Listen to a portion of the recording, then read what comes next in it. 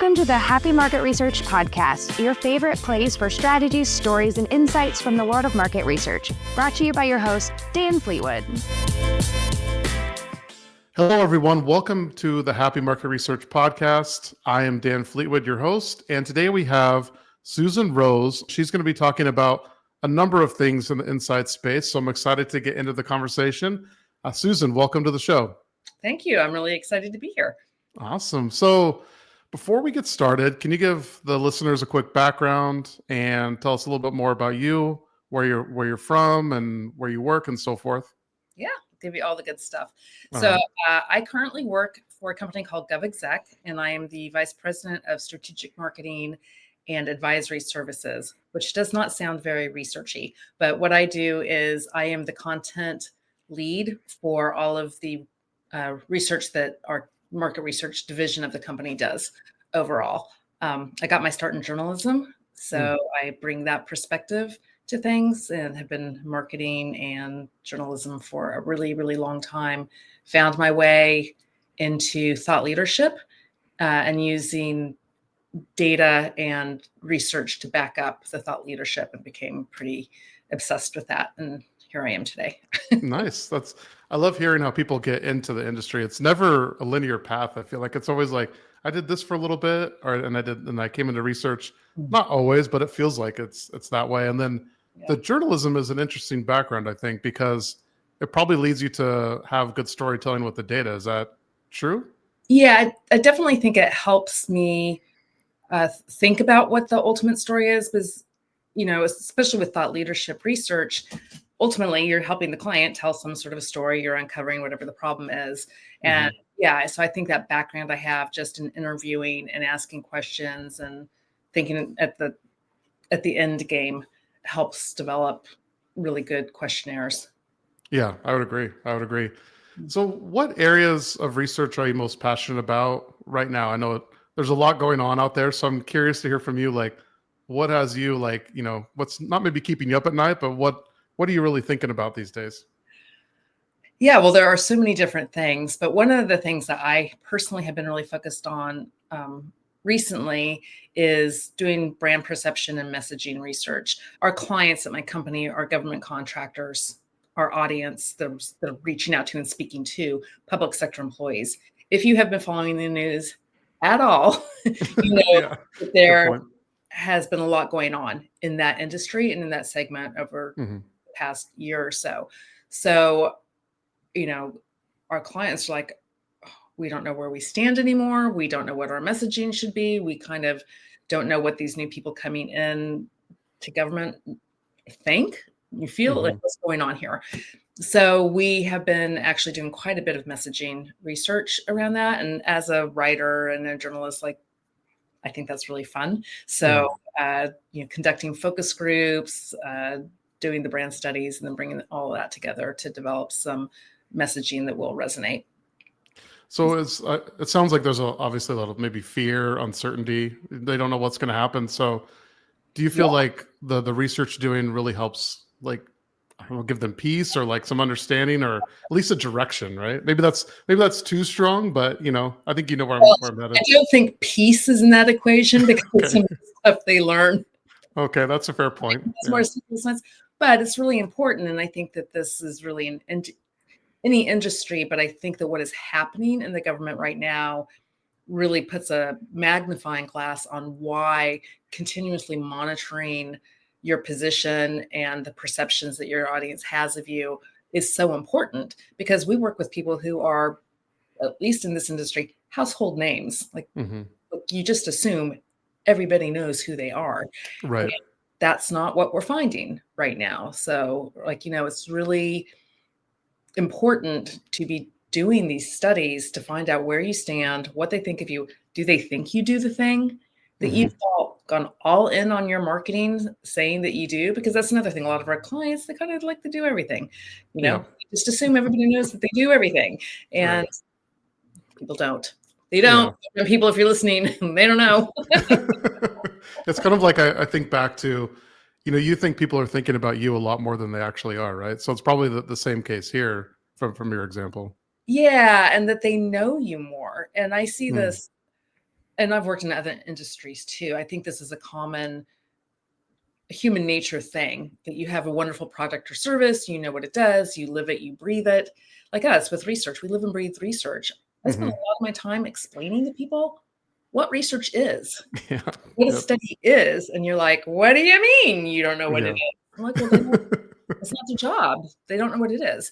And so I think it's not so much that they're not thinking about you, but that you just can't assume that just because you've been, providing a service to somebody or a company for 50 years, that the new people coming in are going to have any idea who you are.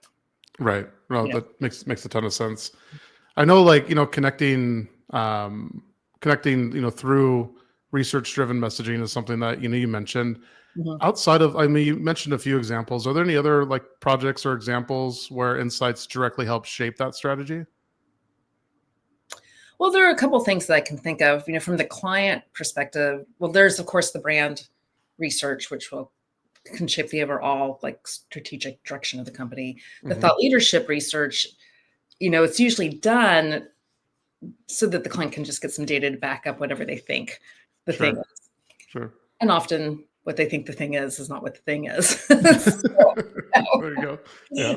That data can help them shift, maybe pivot what they're going to focus on, help them figure out like, oh, we really have more work to do over here, or we thought people were further along in this particular journey and they're not. We need to step it back and go back to basics. That happens quite frequently. And then there's the studies that we do, like we keep a pulse on the market. So we do a buyer's journey study. We just released our media engagement. So we're looking at where are people going? How are they consuming information? What are their preferences? And that can definitely, I hope it helps reshape people's plans when, new things come up. It's like this is your opportunity to assess with what you're doing is going to be the most impactful thing or not. Yeah. So the studies that you mentioned, is there a lot of things that shift? Like, are they quarterly studies or the quarter to quarter, or is it yearly?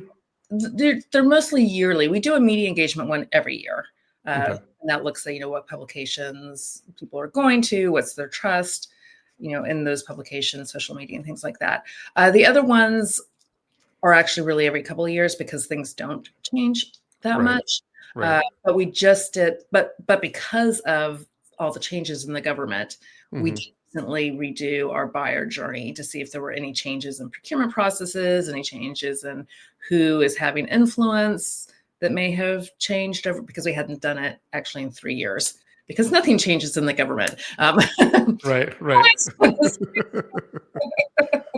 Yeah, probably the administration changes are probably one of the biggest things, right? I'd imagine. Yeah, they have impact. The government, more so federal than state and local. Yeah, you're steering the Titanic there. So in normal times, an administration change doesn't shift a whole lot in government contracting. All bets are off right now. Right. It's a fun, exciting time, but also a little bit of like, cautious, I'm sure, at the same time too. So fun. It's interesting. It's for the people who are willing to pivot and like look at this and not panic, but say, okay, so what does this mean? How do we need to change what we're doing? I think it's a very exciting time, because I think it's a lot of opportunity from what we're seeing. But, it's also pretty fear-inducing. Yeah, I could see that. I can see that for sure. Anytime there's a big change like that, I'm sure it's a little fear-inducing.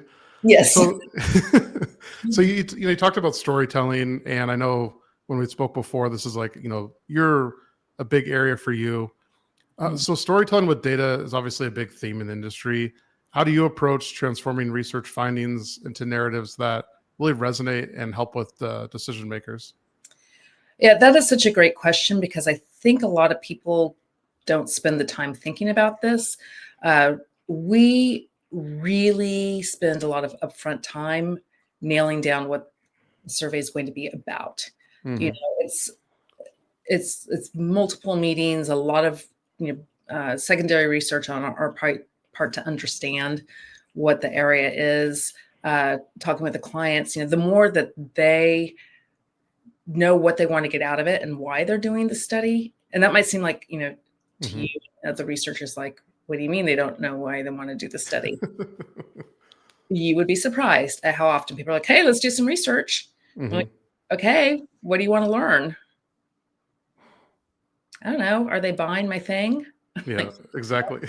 That is not going to lead to an interesting story, just FYI. Mm-hmm. So there's like just a lot of talking through, what is your hypothesis? What do you think people are going to say? What do you hear them saying? What's the story you're hoping you get to tell? Because of course we can't, we don't know how people are going to answer the questions, Right. Go with what our client hopes they're going to find out. And then we also will bring in personas to it. Like who do we need to be talking to? Who needs to hear this message? And that's just storytelling. That's whether that is data driven or not. You really need to be very clear on who your audience is, and it really cannot be everybody. Yeah, no, 100%. And I love what you said around just knowing why you're doing the study. I think sometimes, to your point, people want to do research just because they think they need to do research and don't take a step back and say, why am I doing this? What would make, what methodology should I use? What questions should I put in there? And so it is a key point to definitely prepare for the research you're going to be conducting.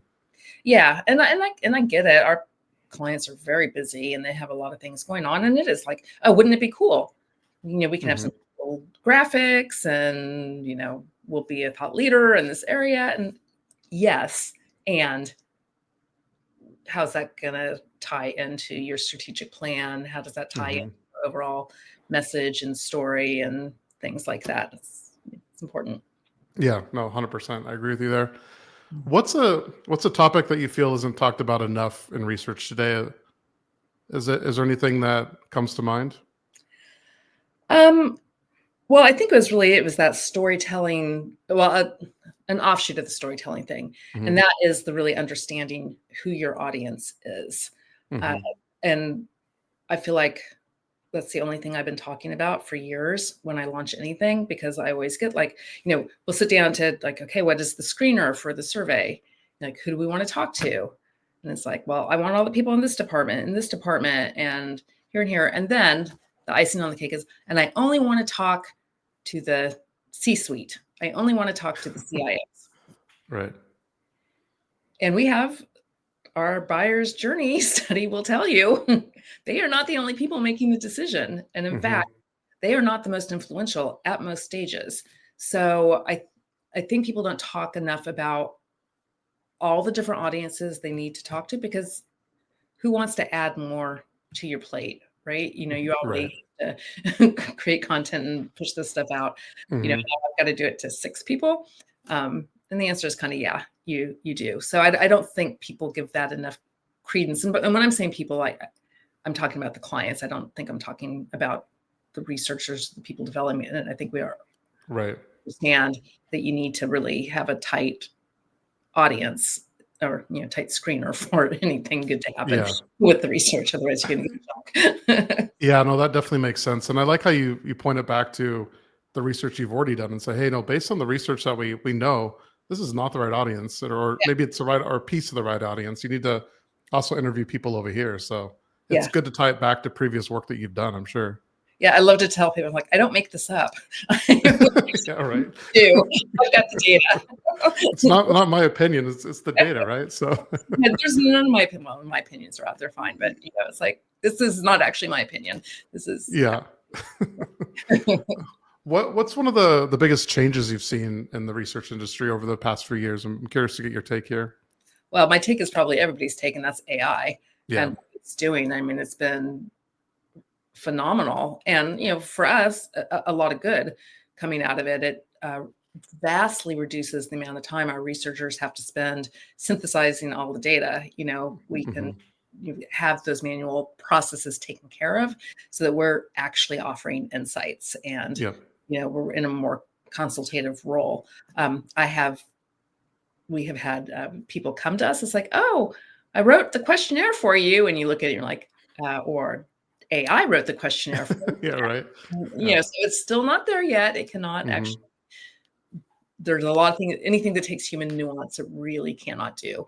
But, it can, for focus groups, you've got, pages and pages of these transcripts from people, and it's fabulous for, consolidating that into a summary. And then whoever conducted the focus group can go in and add in that human stuff they saw. It's like, oh, well, this is out of context. It saved me days putting together some of those reports. So Yeah.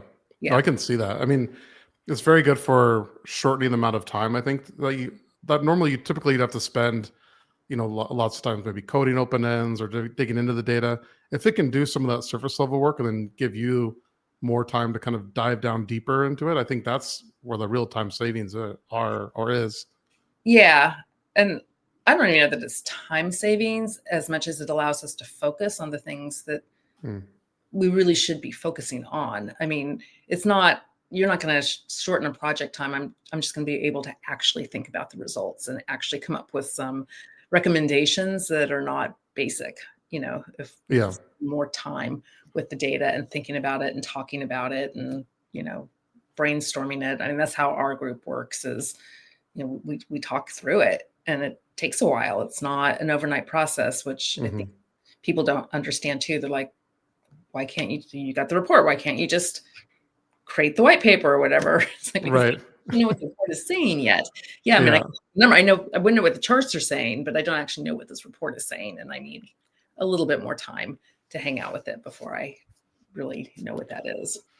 Yeah. I like that because I tend to think about it in time savings, but I like how you said it with focus. And I think that's a key ingredient, especially with the barrage of information that we're all tasked with today and that all the meetings and everything. And the focus, I think, is a key component. So that's a very interesting point. Yeah. Are there any other interesting trends or innovations in research or marketing strategy that you're really excited about right now? Trends and market research. I mean, does it ever actually really change except for AI? That's a good point. AI has been like the biggest catalyst of change that I've seen since I've been in the industry. So maybe that's the biggest thing, but yeah, I mean, in our industry is really niche, so a little bit different than other things. We're seeing an uptick in focus groups again. I mean, so I don't think you'd call it a trend per se, but customers are recognizing the value of hearing directly from the voice of the customer, which you can't do in a study, a survey or something like that. So we're doing more of those right now, which not a trend, but something that I'm seeing, people recognizing that it is really valuable to get a bunch of folks in a room and have a conversation with them.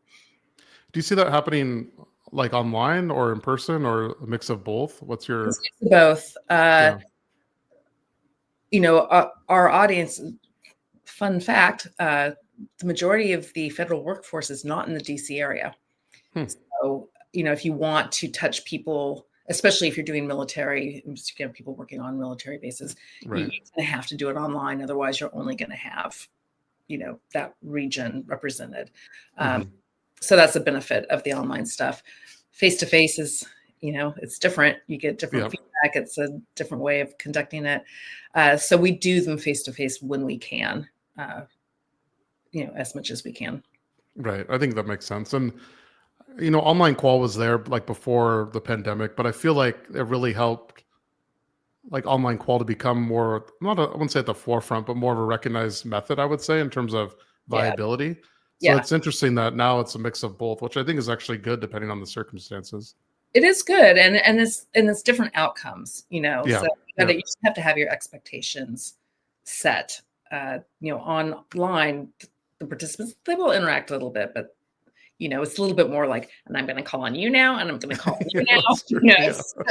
You feel like a school teacher. Right.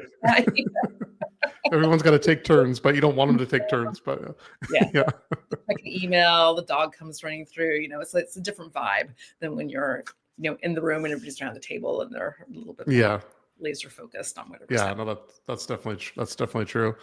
We talk about AI a lot and different things, but what is something that you don't think AI can replace or technology in general can replace? Well, it's that human nuance I was talking about before. Like, at least right now, and I think for the foreseeable future, as good as it's getting at pretending like it can pick up on subtle things, it can't.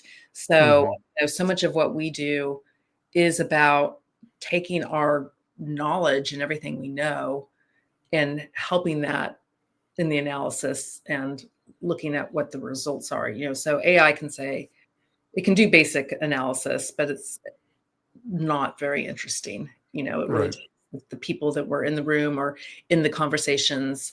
I can go back looking at, a brand study and say, well, I was in the kickoff meeting with the client and, they were really interested in this thing. AI doesn't know that. So it still cannot replace human beings. Yeah, that makes sense. Makes sense. The reading between the lines and kind of the nuance, I think, is something that, yeah, you're right. It doesn't do a great. Well, I'm interested to see if this will progress in the future and if it's something that it'll get better at. I'm sure it will at some point, but now I don't think it's there. But at the end of the day, it's not a human brain. Yeah. My AI, the AI people in my life try and reassure me with that when I'm like, it's going to take over the entire world. I'm like, there are things it just is never going to be able to do. I'm like, I don't believe you, even though you are the people actually. Right. Yeah, that's a good point. That's a good point. I don't think it'll take over the world either unless we somehow let it. I don't know, but that's that's probably a lot. There's a lot there to unpack, I'm sure, but yeah, exactly. So what I want to dive into now is maybe some challenges and lessons learned. That people love to hear about this and learn from their fellow researchers in the space. What's been a big challenge that you faced in research, and how did you overcome it? Does anything come to mind? Well, our biggest challenge, we have yet to overcome it. So if any readers want to send in their thoughts on it, our panel and building our panel and keeping our panel fresh is a constant challenge for us. And that is in part because of the niche nature of our audience. They are very, very hard to reach and very hard to get them to agree to on a panel, and then they retire, So we are constantly looking for ways to reach out to them, getting in front of them and, new ways to invite them to participate. And I wish I could say we have answered this. We haven't. It's not, they're fussy. Yeah, makes sense. And it's probably it's an important part of your business too, right? Because it's at the core of the research you do. So yeah, we're doing research. That's what we do. We do a lot of studies every year, so we need to keep fresh blood coming in and just making sure people don't get burned out with it. There is survey fatigue. It happens, and yeah. I think, and some of that too is, a lot of it is obviously the panelists get bored, or they want to go do something else, or they retire, or this or that. I've been hearing a lot about, there's a lot of talk about data quality in the industry, and I'm sure there's fraud and things like that. But a lot of it is, as a researcher, how much weight can we put on it in terms of writing good questionnaires, making sure that they're not too long, different things like that. And that probably plays a factor too, right? And panelists. Yeah, it does. What we find is that, if we have done a good job of writing the survey and the questions are really interesting, we don't see a huge drop off. Right. But there are the times when, against our better judgment and our protests, things get put out there, and you will see that. So we haven't found a whole lot of difference between a 8 and a 15-minute survey. Right. We're very diligent about letting the person know how much time they can expect to spend, as I'm sure researchers in general are. So we don't see a whole lot of that. It's really about the if they're being asked interesting things that they actually need to think about. That makes sense. Yeah. I think too, it's I once heard a good litmus test is, would you take the survey, right? If you're a respondent, would you actually take the survey that you're putting out? So that's an interesting thing that I've heard, and I love that. I'm going to start using that sometimes. Yeah, you should. I heard it. Yeah, I heard it. I'm like, it makes a ton of sense. So,